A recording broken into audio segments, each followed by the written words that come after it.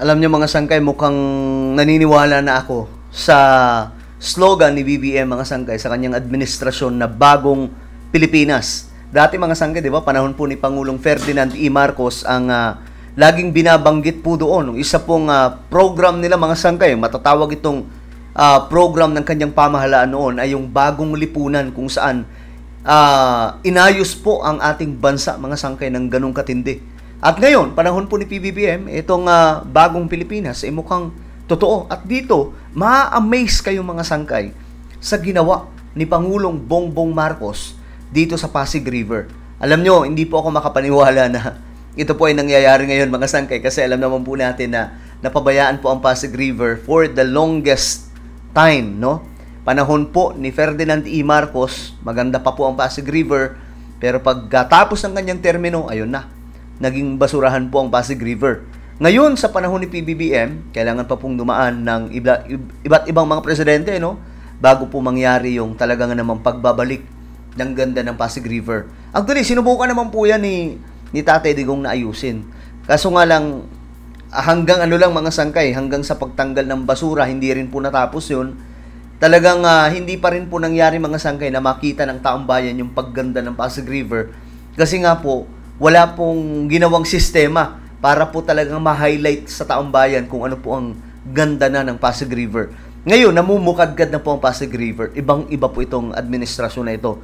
Masasabi po natin mga sangkay na minomodernize ni PBBM ang ating bansa. Mula po sa mga advanced equipment at iba't iba pa po mga advanced technology mga sangkay.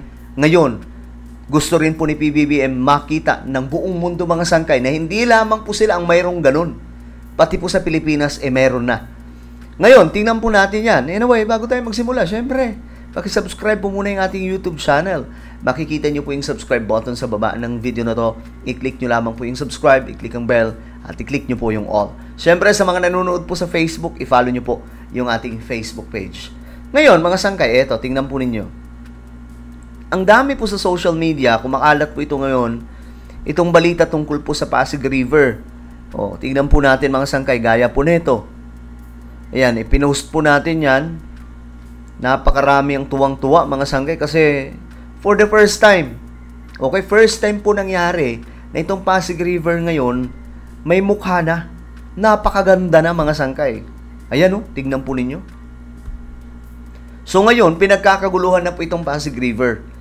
Kasi binibida po talaga ng mga Marcos na ito na yung Pasig River. Ibang-iba na po ito sa Pasig River na nakikita nila o nakikita natin noon. Malayo na po yung narating talaga mga sangkay. O, tingnan nyo. Ayan, pambihira. May pa-fireworks pa. Kasi nga po, nagkaroon po ng pagpapailaw sa Jones Bridge. Sa Jones Bridge kasi mga sangkay, since pasyala na po dyan, may ginawa po sila PBBM dyan na esplanade. Ngayon, para po ma-highlight mga sangkay, yung ganda, ang ginawa po ni PBBM, mas nilagyan po ng kung ano-anong mga pampaakit sa ating mga mata. Alam nyo, ginagawa rin po yan ng China. Malala nga po ang China mga sangkay kasi pati yung mga ganitong building, may mga ilaw po yan na nakapaligid. So, hindi lamang po sa mismong ilog. And kumbaga, sana po, mangyari din po yan sa Pilipinas kasi napakaganda po ng Pasig River na maging isa pong tourist destination. Ayan po. Ang ganda na po ng Pasig River, ano? Hindi ko po akalain na mga sangkay, mangyayari po ito kasi nga po, ang haba pong panahon na naging basurahan po ito mga sangkay. Ngayon, ito, tingnan po natin. Ito yung viral video ngayon ng ating pamahalaan kung saan pinakita dito ang ganda ng Pasig River. Okay. Kaya na lamang po natin. Panoorin po natin ito mga sangkay. Ayan. 8, 7, 6, 5, 4, 3, 2, 1. Press the button. Grabe, oh.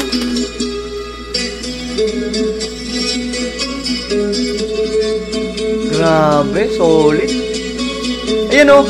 Ito yung esplanade, mga sangkay, oh. Ito yung dinarayo na pasyalan. Sino mag-aakala na magagawa yan ng pamahalaan ngayon, mga sangkay?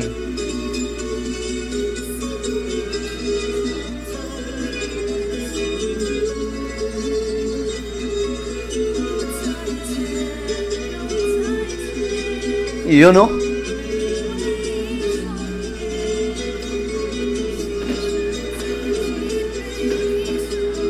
Wow.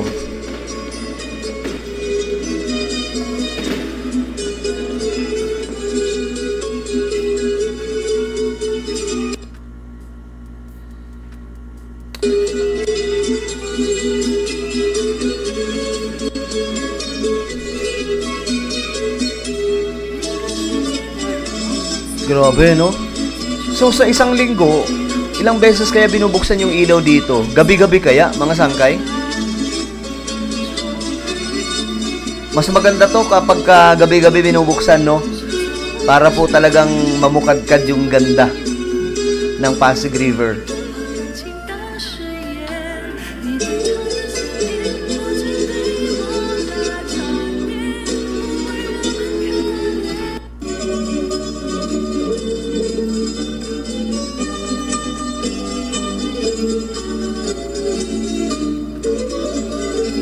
Ito, kung mamamasyal kayo guys, ito, pasyalan nyo to. Itong part na to, ito yung pwedeng kumain dyan. Maraming pwedeng makita dyan, mga sangkay. At alam nyo, wow.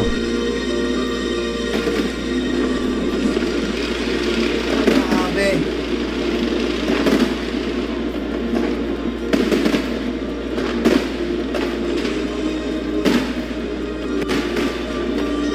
Grabe to, mga sangkay.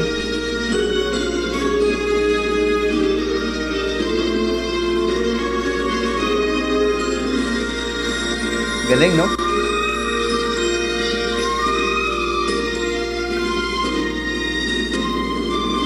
Kayo ba, mga sangkay, nakakita na ba kayo ng Pasig River na ganito? Hindi po ba ngayon lang natin na-witness yan? Kasi ginagawa na nga po ni BBM ngayon na moderno ang Pilipinas. Pansinin nyo, mga sangkay, marami pong mga bagong technology. Ito pa, hindi pa po natin ang pag-uusapan yung patungkol sa electric taxi. Pambihira, mayroon na po ang Pilipinas ngayon, mga taxi na electric cars na may mga nag-invest na po sa ating bansa. So, dating din po sa mga train station natin, cashless na rin po. So, ginagaya na po ni PBBM ngayon yung mga bansa, no, na malalago. Talagang pinapatunayan ni BBM na kaya rin po ng Pilipinas. At ngayon, pagdating sa ekonomiya, i-research nyo sa Google o maging sa YouTube, makikita nyo po doon yung mga komentary ng ibang mga lahi.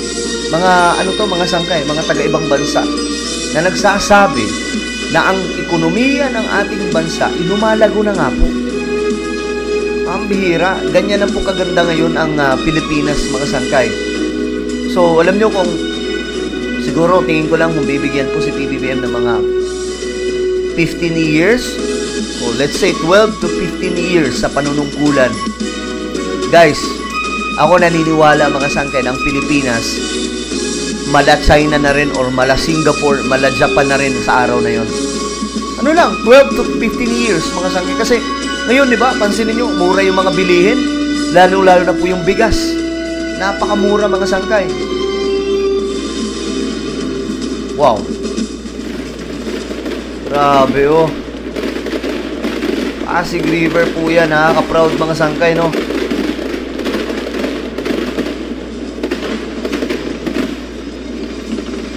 Ang bihira, sino mag-aakala ang Pasig River, ganyan na po ngayon, mga sangkay. Bukod sa nilinis na, mga sangkay, pinapakitaan din po tayo ngayon ng mga maganda sa paningin natin na makikita po sa Pasig River.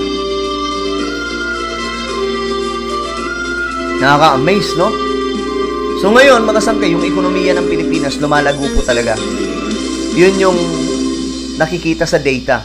Mismo ang wow. Grabe.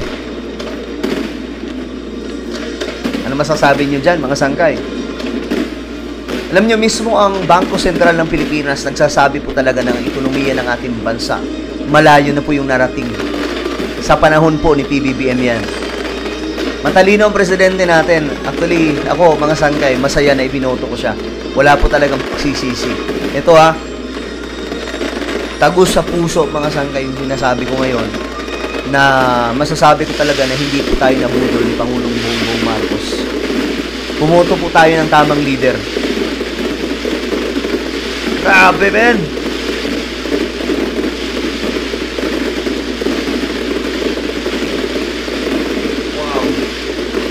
Grabe, solid.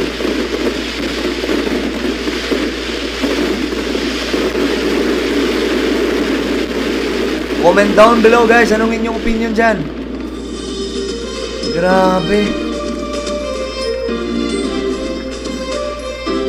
Grabe to, sobrang Behold solid. the Jones Bridge, ladies and gentlemen. So kayo, guys, anong opinion nyo dyan, mga sangkay? Anong masasabi nyo ngayon sa bagong Pasig River? Kayo ba ay kinilabutan sa inyong na-witness? Alam nyo, sa panahon po ni PBBM, mga sangkay, yung ekonomiya natin, masyado na pong malayo yung narating. For the first time, nagkaroon po tayo ng presidente na ang ibinabalita po, both local, especially sa international, yung paglago ng ekonomiya. Kasi noon, mga sangkay, more on iba pong mga balita eh. Halimbawa, war on drugs o kung ano pa man, mga sangkay. But right now, hindi lamang po yung mga naglalakihang mga mega projects ni PBBM ang nakikita po natin, kundi maging yung ekonomiya ng Pilipinas, yung paglago talaga nakakatuwa, mga sangkay. Mag-ikot-ikot kayo sa Metro Manila, makikita nyo yung mga skyscrapers na pinapatayo po sa iba't ibang panig ng Metro Manila at maybe, mga sangkay, Metro Cebu or Metro Davao, mga sangkay. Nangyayari na po yan ngayon. Why? Investors, mga sangkay, pumapasok na po sa Pilipinas. Mga dayuhan po yan. Bakit? Nakikitaan po talaga nila ng malaking potensyal ang ating bansa. At i-research nyo sa Google, ang Pilipinas malayo na po ang narating. Ano po ang inyong opinion sa nakakamanghang napanood po natin ngayon? Comment down below. Mayroon po tayong YouTube channel, Sangkay Revelation. Hanapin nyo po ito ngayon sa YouTube. Then, click the subscribe, click the bell, and click all. Ako na po ay magpapaalam. Mag-iingat po ang lahat. God bless everyone.